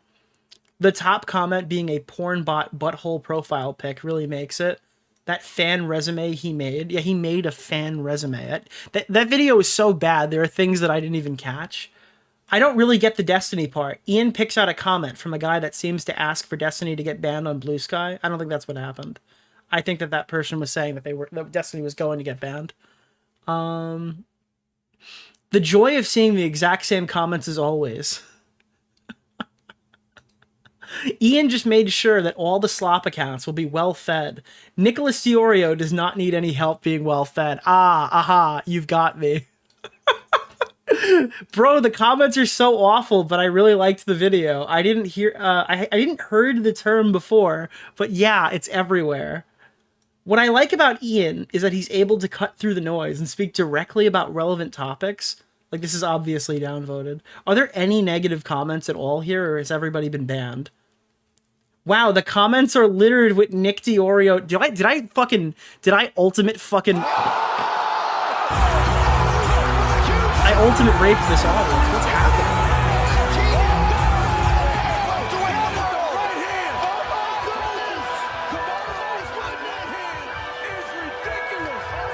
I've like ultimate mind raped them. What's happening? Wow, the comments are littered with Nick DeOrio drones. What a depressing state, man. How many people... So, you know what this feels like? Do you guys remember... This is actually one of the funniest things ever. So, on Twitter... I don't remember if Twitter or Blue Sky was here, but remember when Donald Trump won the 2024 election? People said, like, I had no idea this was even a possibility. And it was all the people who were on fucking Blue Sky, the people who left they left the social media site where all the conservative people talk, and they sit in their own insulated bubble of their friends and like-minded individuals. And then their big takeaway was like, even though like half the fucking country votes red, I have no idea how this happened. This is what's happening here. It's not political, it's just content-wise. They're so insulated in the fucking subreddit that like nukes everybody. They don't even know how the majority of people feel about Ian. Like, this is not brigaded. The majority of people think he's a pathetic wretch, because if that wasn't the case, his channel would be successful by now. Like, he would be back where he was before. Somebody with like an extremely intricate legacy, who has 7 million YouTube subscribers, should not be in the trenches fighting for 250,000 views. That's just not how that should work. So they don't know this because they're not... Like, they legitimately think that they're in a small community of... How many comments? 78 comments in this total Reddit thread talking about this. And then you got, like, fucking 44 in this one. Is there any, like, larger post about this? I feel like there's not a lot of dialogue here. The comments are... And again, like, you get banned if you're a snarker here. This is kind of an echo chamber as well. That's why I try to read a bunch of different places. But, like, yeah, they're so, like, locked in. It's not ideologically locked. They're drama locked. They've been beached. The comments are ridiculous. It's the same shit regurgitated endlessly. Honestly, the internet has a lot of regurgitation. If it wasn't a lot of incels being dumb and wrong, it would be less annoying. And it's like, you know, they've got the approved talking points. They're all incels. They're all malicious. They're all wrong. It's all misogynist, racist incels who... And it is funny because, like, the incel thing coming from, like, the 26-year-old virgin. When did iDubbbz fucking meet Anita when he's supposedly a virgin? Like, 26 years old? Some people were saying it was as old as 27, 28 years old. Like, dude, the guy who was slinging slurs like the fucking... Like a cowboy in the West, dude. And didn't get laid until he was 26 or whatever, until he found his Lord and Savior, Anissa Jomha. I don't know, man. Then the H3 subreddit, the other side of the fucking echo chamber. I've watched a lot. I haven't watched, I probably won't, but is this video seriously about concern trolling? Like what he did to Ethan? Just an FYI, Papa Gut is currently watching the video on his stream. Now it's members only. By the way, I am going to criticize this right here. Heffel's tweet. On Papa Gut's video is fair use, right? But this is precisely the thing that, like, Ethan has a problem with, and you probably ought not do it directly from his subreddit. Like, oh, I would hate to give Ian the view. Why don't you just go watch it through Papa Gut? Like, this is like, that's what he's like going to war with, like the snark people. Now, the snark people were supposedly posting large chunks of the stream saying, here, this is an alt view or whatever with no commentary over it, saying like, this is not fair use, but just watch our fucking video instead. So it's not exactly a one-to-one, but like this whole don't give iDubbbz a view, don't give iDubbbz iDubbbz the watch time is just like toxic shit. Like your view is not significant enough, but like when you're posting rips and stuff, that's gonna piss people off. Even with all the drama, still not interested on this man. Ian is the same performative sounding, probably real laugh as Elon Musk. Okay, dude, I'm good. I'm good with these comments. I don't think that Ethan knows what concern trolling is. Here is a simple definition from dictionary. Dude, I'm actually gonna fucking lose my mind. So the snark post on Reddit's like, actually, guys, concern trolling as defined by dictionary.com. Oh my god, dude. I actually can't. I actually fucking can't. Holy shit, dude. Sounds like Ethan with Palestine. Literally what his audience does, like taking over Creator Clash sub. No, dude, I think people are just mad about Creator Clash. Like showing concern that Hassan might be drinking something on the BDS list. It's not concern. He literally was drinking something on the BDS list. That's not an example of concern trolling. That's calling him a hypocrite. Whoa, no! What are you doing, Hassan Piker? It's literally... That's actually just like a straight shot. Why is that your example? Oh, God. So basically just a curious Andy. Again, this is all Hassan Piker viewers. YouTube viewers don't talk like this. That doesn't happen. That's a Twitch viewer who's saying it. Literally this whole crash out started because Ethan didn't know the definition of Zionism. You mean the one that you guys created? Holy fuck, dude. It's extremely pathetic. A few updates before we hop over to the big stream from today that I've been fucking waiting to watch, dude. That's gonna probably take the bulk of the stream time tonight. I'm very excited to hear it. Lonerbox, Mudahar, and Hutch talk in depth about online lefties ripping into Ethan Klein. Eagle-eyed viewers would notice that Mudahar is apparently doing YouTube drama about politics now after like 3 months ago saying he's never gonna do YouTube drama again. And he's not going to get involved with politics. And then he like regretted making the Keffels video like a coward. Now this guy's just hopping on streams and doing all the same shit he was doing last year to the point where he put out like a whole fucking video that's like it's literally the same content that he would have made on like any other YouTube drama. Where he does like an investigation into iDubbbz. That's really funny. I don't know, dude. People keep saying, Nick, I don't know why you hate Mudahar. It's on the channel. I'm not going to sit here and relitigate it every single time we talk about it. But, I mean, the reality of the situation is Mudahar is just like a tall tales fucking fraud. A total fucking snake in the grass who's like a fair weather content creator. So I'm not shocked that he's just going back on everything he said a couple of short weeks ago because he does this constantly. Nicholas, Vapid IDF the goat, supporters, right? Thank you for the $5. To be fair, I heard Muda's video is pretty good. Yeah, I'm sure it is. It's like the easiest W that he could possibly take. So yeah, I'm pretty sure he took that. If you go onto like Twitter, I'm sure it's a perfectly salvageable video. It's just coming from a total fraud. Or like any fucking shithole like social media, you'll find tons of people. It's like, yeah, squad wiping, dude. Go ahead, IDF fucking. They would say the most unhinged shit. But it's like, why are you going after Ethan Klein? Where it's like, as somebody that has Israeli like citizenship alongside American, has been the most conceding person in this entire situation, right? Like, and this goes beyond like public stuff. Like even privately, when I've talked to Ethan, it's like he really genuinely does care a lot about the Palestinian people. Him and Hila. Like I don't see any like any like vitriol from them against a group of people. So it's like, why target people that give a shit? All right. And concede ground versus people that just don't. People that are far larger in the political sphere and people that spread really dangerous, like, Hasbros. Dude, yo, guys, I just don't understand. Like, why are they being so mean to him?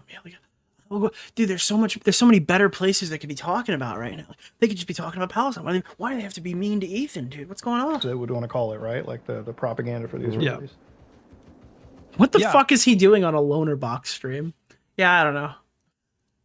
Mudahar is so funny because he makes drama, then renounces drama, then leaves Twitter, then quits politics, then returns to Twitter again, then makes drama about politics, and now he's just making the same content he was making last year.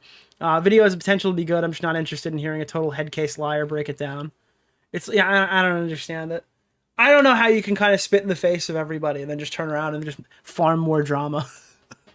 Anita, so I think I covered this last time. This is a brief thing about the donut operator situation where apparently she like lied about it being a gun show and pretended she hated fucking guns, or maybe she does hate guns, but pretended that like she found that out, I guess, after going to a gun show where somebody fired, like a kid fired a gun, which they don't have gun shows with live ammo, right? It's a live firing range. I don't think you can go to a gun show where they're like all the guns are, everyone's strapped, loaded with bullets, fucking safety's on the trigger. I don't think that happens. So Ethan called out Vadim, and this goes back to the Muda debate from the other day.